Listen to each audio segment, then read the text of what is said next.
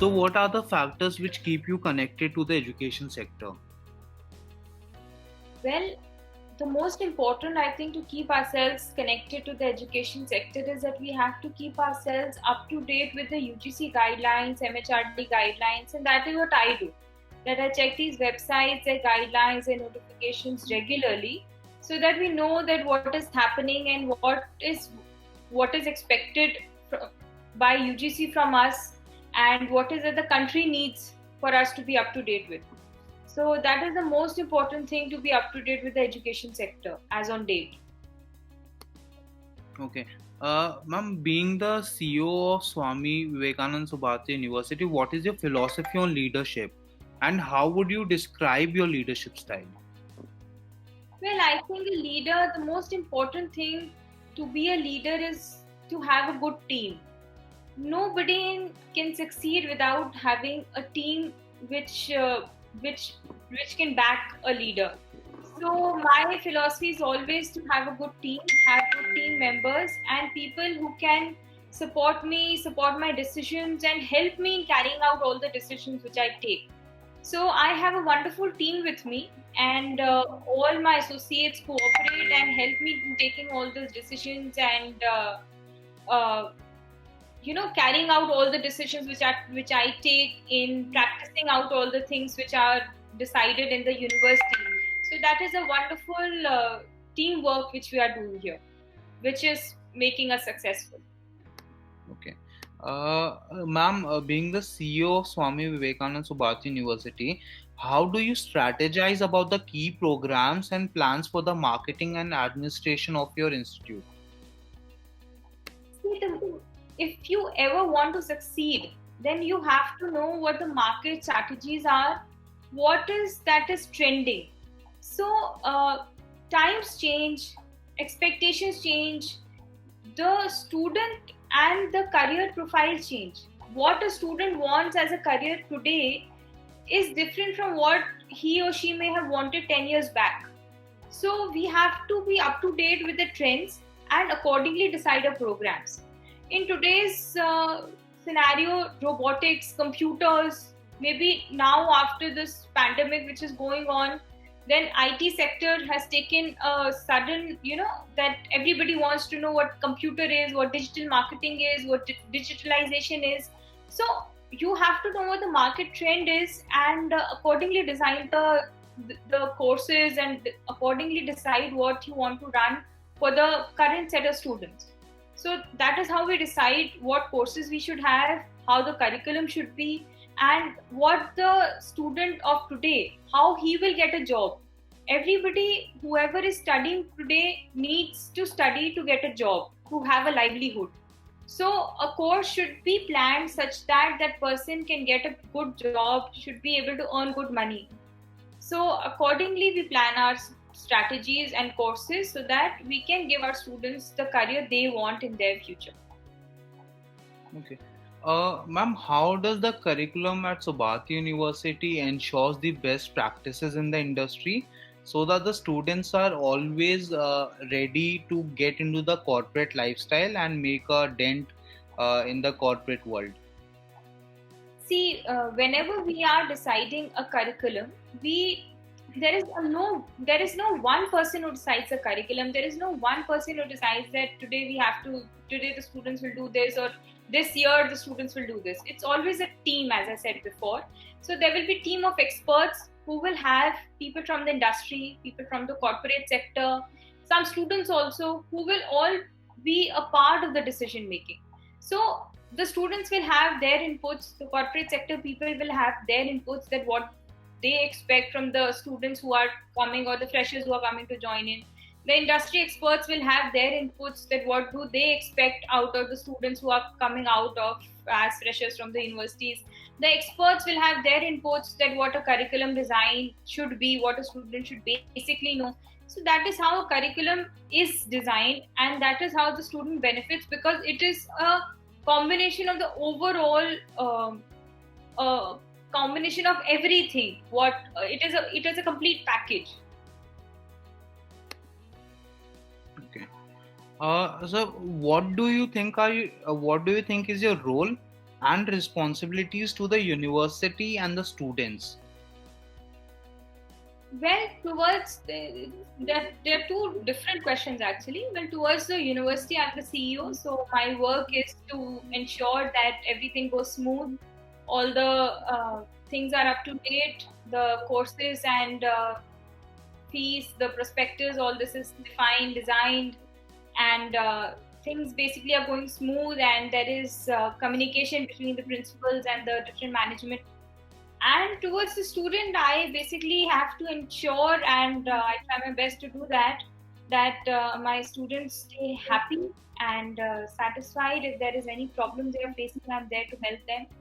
And the most important thing in life is, I think, that everybody should get mental peace. So that is where I play a role, that if my students are facing any kind of problem with the university, with their courses, with their teachers, with even if they just need somebody to talk to, so I'm there to help them in anything and everything that they need. Okay, ma'am. So, what are the top priorities of the university for the next 10 years to become, benchmark makers in the industry? Well, not in the industry, but yes, as a university, my aim is to become a bench maker in India, and we are trying to get a NAC A plus or maybe more of a higher grade. And I think all universities in India are lacking in working over research, over patents. So that is where we are trying our best to do. We are working towards research, towards getting more and more patents, and encouraging our students to start their own startups. We are also working towards making incubation centers and helping our students to get all these MHRD projects and other research projects, so that they can get the startup money to start their own startups, or to do the basic research projects. So that is one thing which really needs attention, I think, for all over India, from all universities. Also, I feel that in spite of having so many universities, none of us have reached any international level. Maybe because of the research sector we are lacking, or maybe because of the digital sector we are lacking. So we have to work very hard towards that side also. Okay. So, what is something you would like people to know about the university which is not very well known, or that people may not be knowing? At Subharti, there are many things which I think, because of being in Meerut or situated in a not corporate city, lot of people would be knowing.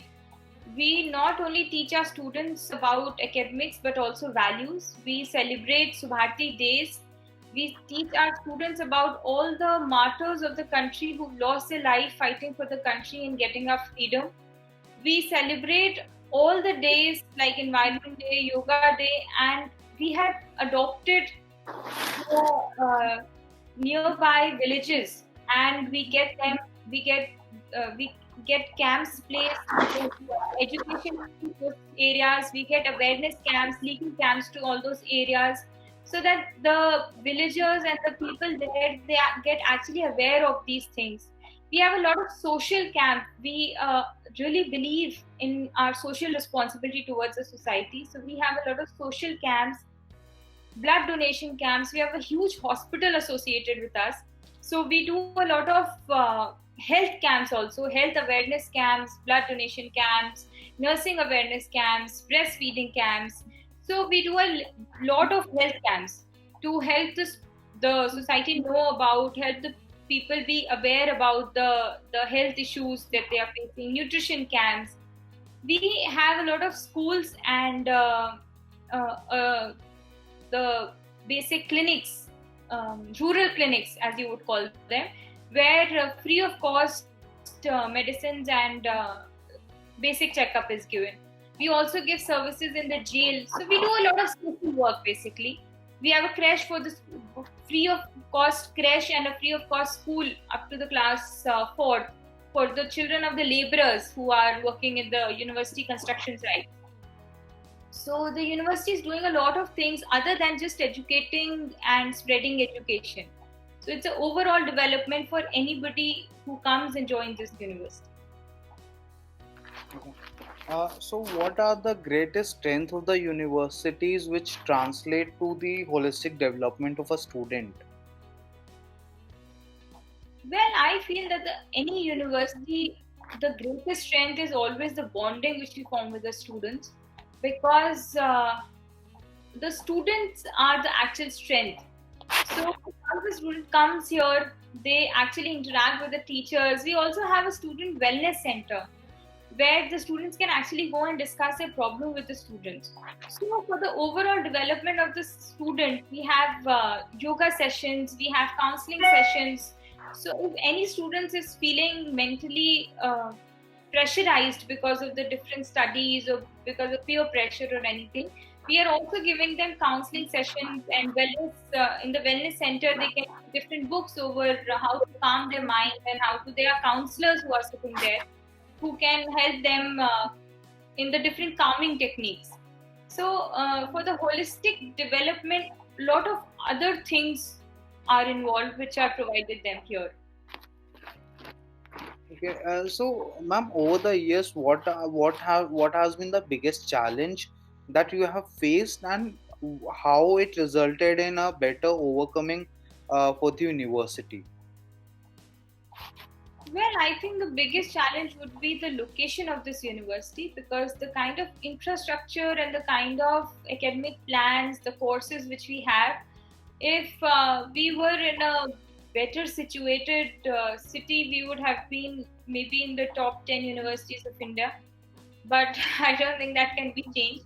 So we are working hard, and we are already grade A accredited, and I'm sure with the kind of research, patents, and copyrights which we are already working on, and the getting more research work, we will surely get to be NAC A plus accredited by next year. Okay, ma'am. So, ma'am, what are the kind of programs you will be designing or you are designing, so that to increase the international reach of Sabathi University for international students? Well, for international students, I'm very happy that recently UGC has announced that they will be allowing all NAC A universities for online courses. So that will be a very good help for international students, because international students have a different grading system. That becomes difficult. The international students is not interested in following the council rules of different courses. Every course, I don't know if you would know, that has a different council, and each council has a rule, and we have to abide by all these rules. But an international student, when he comes to India, he doesn't have to practice, say, law or medicine or dentistry in India. So that person does not want to abide by those rules, and they want to follow their grading system. Right now in India, we do not have any agency or any council which would help us match the grades of an international student and the Indian students or the Indian system of education. So if we get the online education system at par with the international standards, that would really help, and it would really help to get more and more international students to India for all the universities, not just the our university.